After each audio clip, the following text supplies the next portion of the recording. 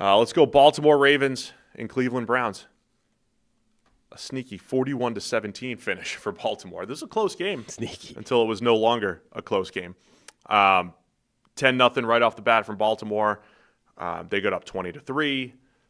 Cleveland tried to get back into it, and then it was 27-10, 34-10, 41-10, until Dillon Gabriel had a garbage time touchdown to Dylan Sampson, rookie to rookie, to get on the board there. But Baltimore, look, we talked a lot about their early season schedule. They have Detroit next week and then Kansas City coming off that heartbreaker. Wanted to see how they bounce back. It was a very Baltimore-like game. Their stars played like stars on defense.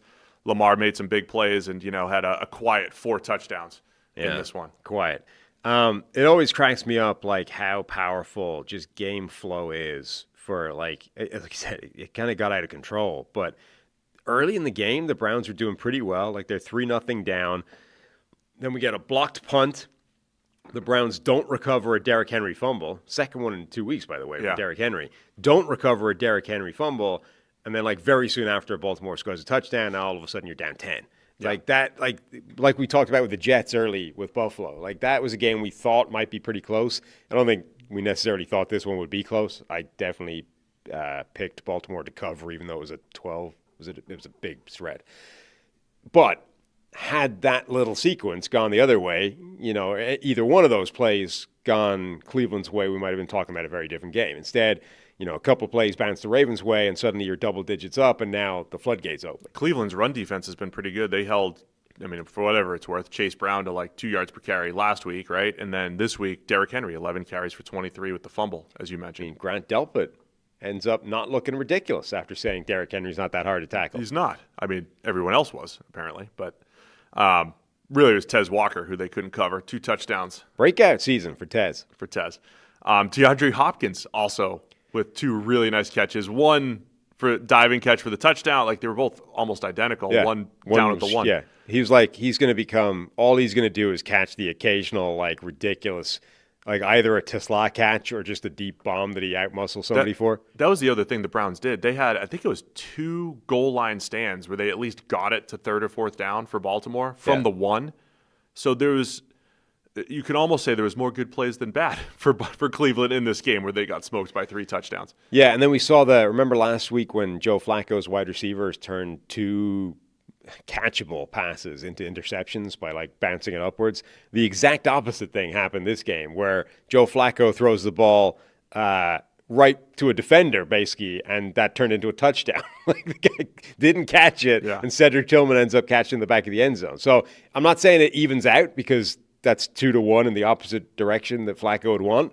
But we have 3 wild swings of plays that did not end up in the result that was deserved on that play. Hey guys, real quick, only 40% of our viewers are actually subscribed, so let's change that. Hit that subscribe button, and now let's get back to the action. So the stats for Baltimore's offense, not nearly as gaudy as last week. Had some short fields. Nate Wiggins with an interception that he returned back inside the 5. You mentioned the block punt, so it had some short fields. So Lamar ends up with the 4 touchdowns. But I think Cleveland's defense overall did a pretty nice job. Myles Garrett, did he have 1 or 2 sacks? Again, he at least 1.5 per the NFL. So that's 2 times he tackled Lamar Jackson at quarterback. But then Defensive Player of the Week is going to go to Roquan Smith, who had 15 official tackles, 3 for loss, knifing into the backfield multiple times, also had the fumble return for a touchdown in there as well. So you're talking about the things that need to go right for the Browns. Don't throw an interception that gets returned to the 5. Don't fumble and allow a touchdown on it, and don't have a punt blocked. Yeah. I would like to give a shout out to Wyatt Teller for forlornly chasing down Roquan Smith and really sprinting his heart out. That guy genuinely must have believed for quite a period of that play that he was going to be able to run down Roquan and stop that fumble recovery becoming a touchdown, until eventually, physics proved otherwise and he had to give it up. But I've rarely seen an offensive guard chase so hard against an immediately obvious, waste of time. You are not going to catch Roquan Smith at any point in this play, and yet that man ran his heart out trying to do it. Where's do we have any other news that's come through here? I see people talking about Burrow's injury, trying to see if anything else came in. My quick summation, the Ravens are a much better team. They took care of business. They have 2 tough games coming up as they move to 1-1. Their stars played like stars on defense. Roquan Smith, Kyle Hamilton, Wiggins with the interception. And Dillon Gabriel, that was a nice little 8-yard touchdown pass to Dylan Sampson for whatever it's worth late in the game. Yeah. I mean, Dylan Sampson, I think, there's some signs of encouragement or optimism for the Browns, but the Ravens are very, very good. Ravens are better. Boom. That game's done. Easy. Thanks for watching all the way to the end of the video. Check the Mic is live every Monday, Wednesday, and Thursday, so be sure to hit the subscribe button so you don't miss a thing. And the all-knowing algorithm is convinced you'll also like these videos, and who are we to argue?